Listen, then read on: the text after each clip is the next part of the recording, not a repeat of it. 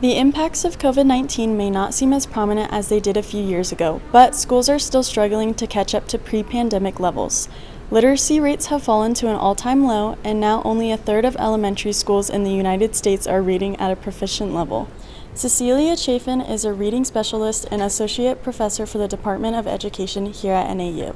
She teaches integrated literacy and evaluates learning to elementary education majors taking their practicum. As part of her work, Chafin partnered with Cromer Elementary School to develop a report on their student literacy rates before and after COVID-19. When kids don't learn how to read by the end of third grade, they fall further and further behind as they go to fourth, fifth, sixth grade, and then into seventh and eighth grade, right? And high school especially. So we've got to get these kids up there in their first developmental years between kindergarten and third grade.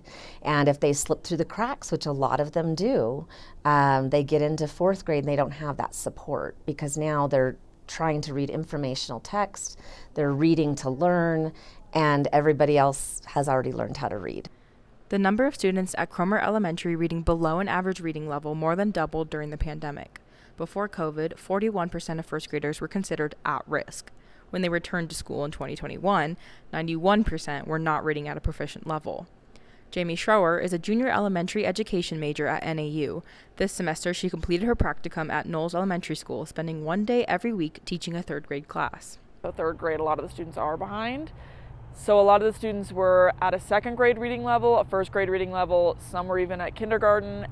Teachers have adopted numerous methods in order to combat falling literacy rates. At Cromer, students are organized into 3 tiers depending on academic level and pulled from the classroom each day for extra help. In addition, an increasing number of elementary students have IEPs, an individualized education program designed to help children with disabilities or those who need specialized help.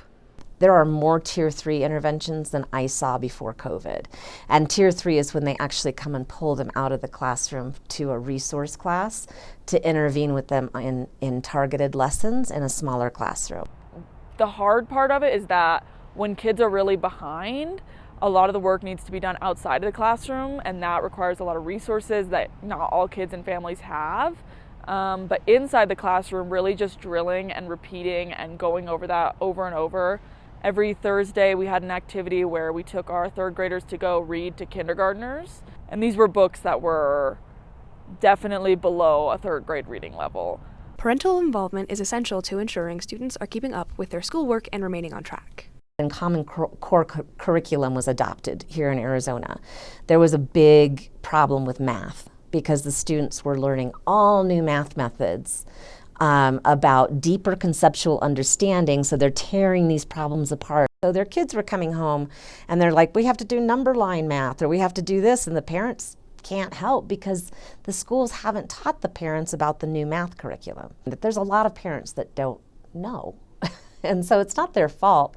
They do the best they can, but they don't have a lot of parent support. Policymakers in Arizona have attempted to address problems in the state's education system, which affects how students are learning. In 2017, Arizona replaced Common Core standards with a new curriculum that focuses on phonics instructions, telling time, spending money, and cursive. To address the teacher shortage, Arizona passed a law allowing anyone with a bachelor's degree to teach in a secondary school if they are enrolled in a certification program. We teach the science of reading here at NAU, which is an evidence-based, it basically goes back to the old school phonics, explicitly teaching phonics, explicitly teaching morphology and how to look at the English language. In the years after the pandemic, teachers will continue to find new ways to help their students learn. This is Sarah, Abby, and Jadelyn for JLS 250 signing off.